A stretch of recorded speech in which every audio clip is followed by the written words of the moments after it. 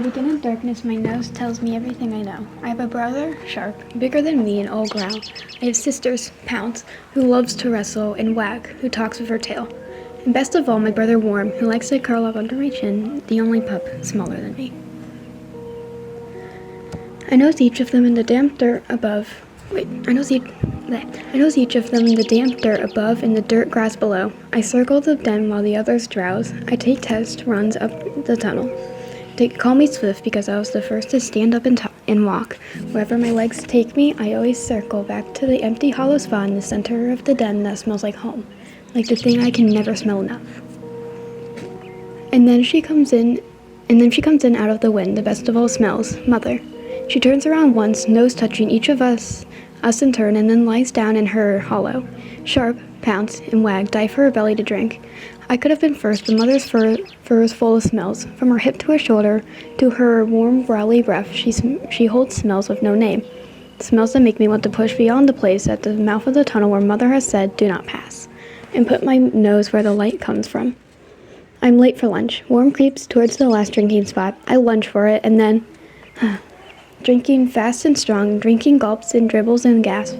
Mother sings to us as we drink about the wide world beyond our den and the story of our life in the mountains.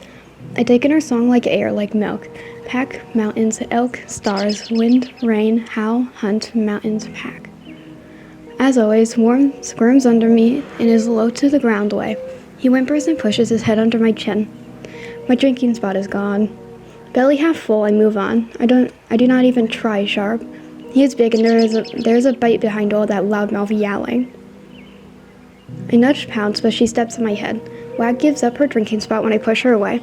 Wag pushes Pounce, who pushes Sharp, and then he turns to Worm, teeth bared, and growls in the one word we all know. Mine. Worm creeps away and curls up in the back of our den alone. One by one, we slide full-bellied into dreams. Before I do, I catch a sweet smell that gives me no peace. I yawn, lift my nose, and yes, there is more milk. I can claim it, more, and if I drink it, I'll go to be even bigger than Sharp. I find just one swallow in every drinking spot. And now I know one thing. My brothers and sisters do not. I know one thing my brothers and sisters do not. Hind milk is the sweetest of all. I lick the last drops from my chin and curl. I lick the last drops from my chin and curl my body around Worm so they not step on him in the dark. Tell me again, I say to Mother. I point my nose to the tunnel. When can I go outside? It's wild and hungry out there on the home ground, Mother says, and you are tender and tasty, my wolfling, my own. Wait until you are bigger. She slides at the soft pool of light that has spilled through the do not pass onto the den floor. Wait until you have a fighting chance. I stretch my nose towards the light and stifle the yawn that comes from the stretch. I don't want to wait. My sisters and brothers breathe the slow, deep breaths of sleep. My head bobs, but I fight. Tell me more. The pack belongs to the mountains, and the mountains belong to the pack, she begins, and the wool star shines on us all. I listen, but the long and winding slide into dreams carries me away. And so I sleep, and wake, and eat, and sleep, until the time when I wake and Mother is gone. A cool white glow shines in from the do not pass. I check on all 5 smells of us in the dirt and the dry grass and the echo of Mother's smell in her hollow. Everything is here, everything is right. Except my empty belly. I feel the sway of it side to side as I pace the den floor. There is less room now, no new smells to smell, only longer bodies to trip over, and Sharp is still the biggest of us all. Mother has never left us so long. Worm whimpers and rubs his head along my shoulder. The pack belongs to the mountains belong to the pack, Wag says. And the wolf star shines on us all, Worm chimes in. They go on, the 2 of them, telling each other the story.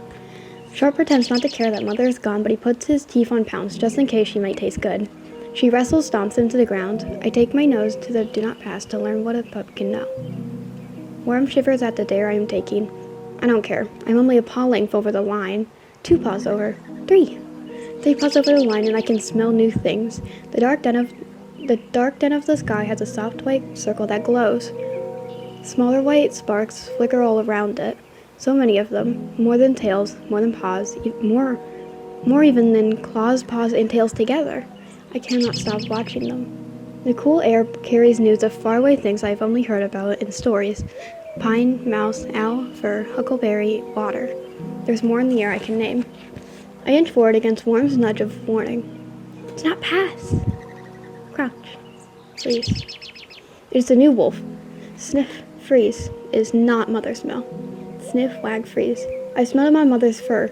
He's kin. I creep forward. Do not pass. Worm is long gone to the back of the den, but I can't keep the wag out of my tail. It flaps on the den roof and rains down dirt. Hush. Nose to ground, I do not mean to bow down. His voice pulls me down. Listen, he says, not so harsh this time. My ears turn, the wind brings sound along with the snow. Bush, creek, pop. From the wind in the trees nearby, hoot and scurry from farther off, and then howl. My fur goes up all over. It is the sound from my dreams. I feel an answering howl deep inside, but not so deep that the pup watcher can't see it about to come out. Hush, he says. Hush. I swallow my howl and sit on my wag. I wait, hunger forgotten, in the wash of new sounds. The pup watcher waits too. He paces slowly, a gray shape in a circle of trees. I hear water running far away, buzz and chirping from nearby. The heartbeat sound of running feet from medium far, and then nearer and nearer still, and now I can smell them, mother and our kin. Sharp, wag, and pounce are all at my heels now. They crowd in beside me, stepping over Worm and making hungry whimpers. And then Mother comes over the ridge, running, with the pack all around her. Mother. She is silver gray and tall, with black ears and a black tail tip. Her kin rubs shoulders with her. They bow their heads and sing her name. I can smell her sweet, wild, milk-wind smell. Come, she says. I am all wag. Outside? I want to be sure. Come, she says. Come out. I spring up, but Sharp shoulders past me and Pound steps on my hind end. I roll her off and we burst out of the den together, raining dirt on Wag and Worm behind us. I am out. The bigness of it, this new den with the black roof no jump could ever reach.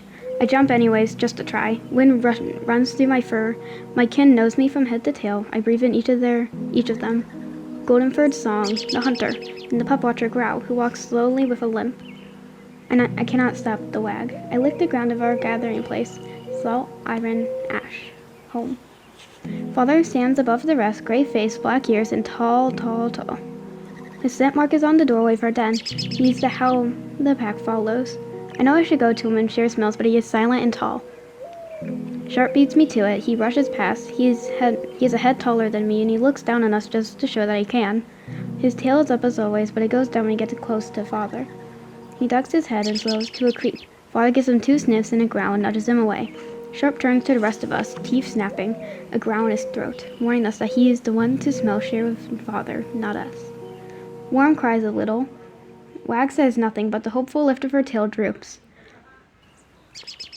Pounce takes the bait and wrestles Sharp to the ground, losing twice before she pins him. I slip by them all and go to meet my father, tall-tailed and nose up, but as I get close, my tail drops like a stone. I almost turn back to bring Worm along for courage, but some things a pup has to do on his own. Up close, Father is not just gray and black, but golden on the chest and silvered over the shoulders. Dark red runs around his mouth. Son, he growls to me. Mine. I sit on my wag, but it will not hold still. I breathe in the smell of him, deeper and longer, until his scent holds a spot in my memory right next to Mother.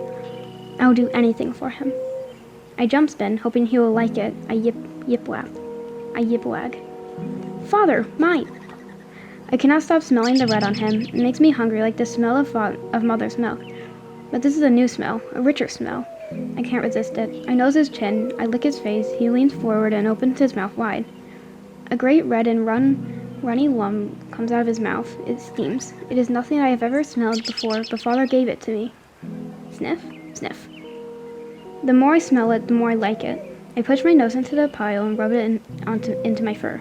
Mother calls the other pups and lowers her mouth to their licking. She pushes another red lump of something out of her mouth. She nudges Wag and Pounce to try it. Aunt Sung does the same for Sharp and Worm. I turn back to Father's gift. Lick, lick, lick. It tastes smooth and rich, not so sweet as milk, but tail wagging good at the same time. Nibble, nibble. The lumps are thick and chewy. Bite, bite, gobble, gobble, gobble, gobble. Arr. The rest of the pups join in, hind ends all a wag. I eat until I'm dizzy full and curl up in Father's shadow as the sleep stalks me. Father noses me into a place at his feet. Elk, he says. Life of the pack.